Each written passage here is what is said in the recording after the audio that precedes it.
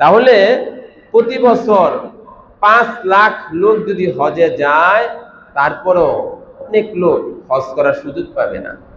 আর আমি আপনি এখনো কি বৈশা রয়েছি, আর 2টা বছর যাক না, আর একটু টাকাটা মানজা দিয়া লই, আর একটু গুছাই লই, এই তো ফাউন্ডেশনটা দিয়া লাইছি, তো মাইয়ার বয়স 15, তো 18 সালে বা 18 বছরে বিয়ে তো মেয়ে। এই যে যত বাহানা টাহানা কইরা সময় পাস করতেছেন, এটা কোনোটাই আল্লাহর নবীর দরবার কি হবে না, অ্যাকসেপ্ট হবে না। আল্লাহর পয়গম্বর সাল্লাল্লাহু আলাইহি সাল্লাম সাহাবায়ে কেরামের সামনে জোরালো বক্তব্য দিলেন।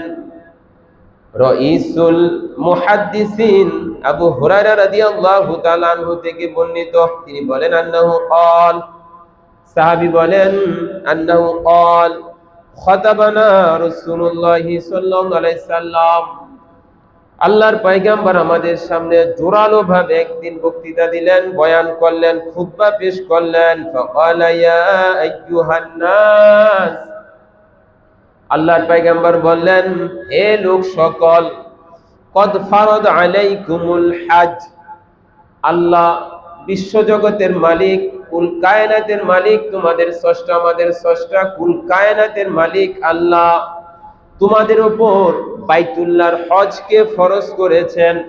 ওয়ালিল্লাহি আলান নাসি হিজ্জুল বাইতি মান ইসতাতাআ ইলাইহি সাবিলা, ওয়ালিল্লাহি আলান নাস, মানুষের জন্য ওয়ালিল্লাহি মানে আল্লাহর জন্য মানুষের উপর বাইতুল্লাহর হজকে ফরজ করা হয়েছে, সবার জন্য না।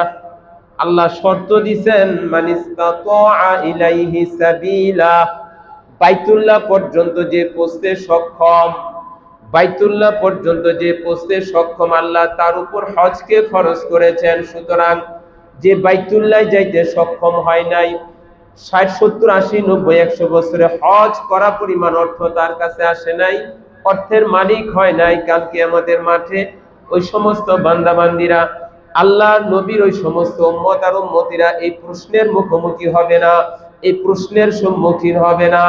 তবে কারা সম্মুখীন হবে?